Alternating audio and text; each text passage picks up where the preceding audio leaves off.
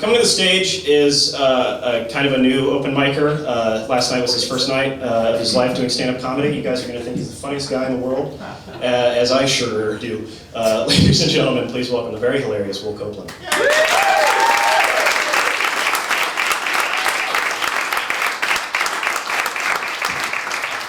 What a great introduction. Thank you, James. I'm a pretty open-minded guy.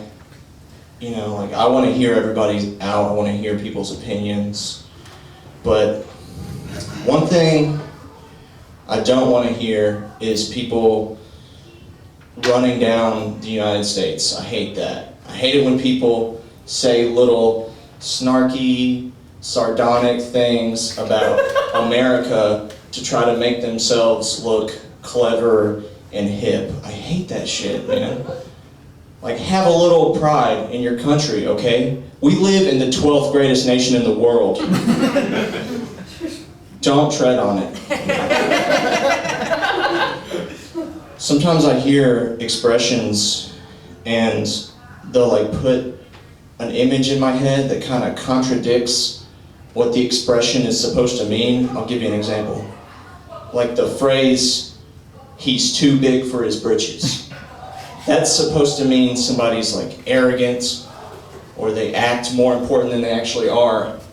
But the image that always pops into my head when I hear "he's too big for his britches" is like a 10-year-old English kid who's gone through a growth spurt and he doesn't fit into his clothes anymore, but his parents are like, he's from like a poor lower class family and they got 12 kids. He's just lost in the shuffle, so his parents don't even know he doesn't fit into his damn clothes. So he has to go to school in like these pants that are just comically small, and he's just trying to hold it together, and he's walking there, and as soon as he gets to the schoolyard, there's like a bunch of other English kids that just gather around him, and they're, you know, singing songs about him and jeering at him and stuff. And then the crotchety headmistress, she like, you know, hears all the commotion and she wants to know what the fuss is about, so she strolls out and she like sees the kid. She's just like, "Chester Greenfield, you are too big for those britches." And Chester's just like, "Yes, Mum, but them's the only britches I got, Mum." That's what I think about when I hear that expression.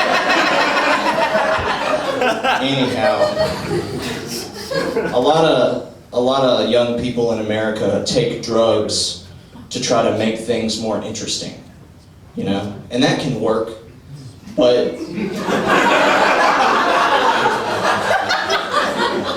drugs also have the potential to have the opposite effect. Like, I was at a party, especially on people's stories, they can make them kind of uninteresting. I was at a party a couple weeks ago, and there was a guy there who I didn't really know. He was just like a friend of a friend, and friends, and like I was talking to him, and he was a nice enough guy. He was kind of a rough guy, you know. You could tell he'd been through some shit in his life. And we're talking for about 30 minutes, and all of a sudden it comes up that when he was 18 years old, he pushed his older sister out of a moving vehicle. And I don't know how he slipped this into casual conversation, but he did.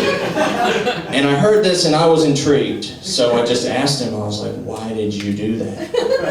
And I'll be honest, I was expecting a good story. Like, it sounded like the story had like some sibling betrayal. It sounded like some high-end drama, you know. I had my popcorn ready for this tale.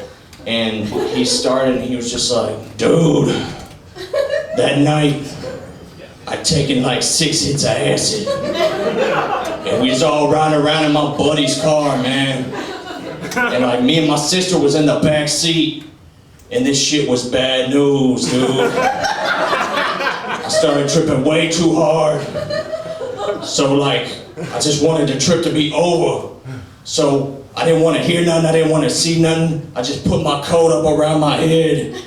And I'm just like in my coat, tripping my fucking nuts off. And I'm just like trying to ride this thing out. And then all of a sudden my brain kind of got real still and I was like, oh shit, maybe I'm done tripping. So I look up out my coat and dog, I swear to God, my sister looked just like a fucking mummy. So I lost my shit, man, in just one fluid motion. I got her in a headlock, opened up her door and just shoved her ass out, man. It was terrible. She got kind of banged up. Luckily, no serious injuries, thank God, but man, it was horrible. Second worst trip I ever had. And that was the whole story. Like, there wasn't like a motive behind the action. You know, there wasn't a reason he pushed his sister out of a car. Like, if it was an HBO series, it would all relate back to like 3 seasons ago when she ordered a hit on Wallace or something, but it wasn't like, it was just totally pointless like every bad trip story. Every stupid bad trip story. This is every bad trip story in substance, okay? This is right here. Dog! I ingested this foreign property, right? And it caused me to hallucinate. Then, external stimuli were introduced. And because of my altered mind state, my response to said stimuli was wholly inappropriate. Resulting in an outcome that was undesirable for all parties involved. The whole chain of events was stupid meaningless. Anyway, dude, you wanna see my new tat? What is it? Well, you know that sun on the cover of that One Sublime album? I think so. It's that. You guys are a great crowd.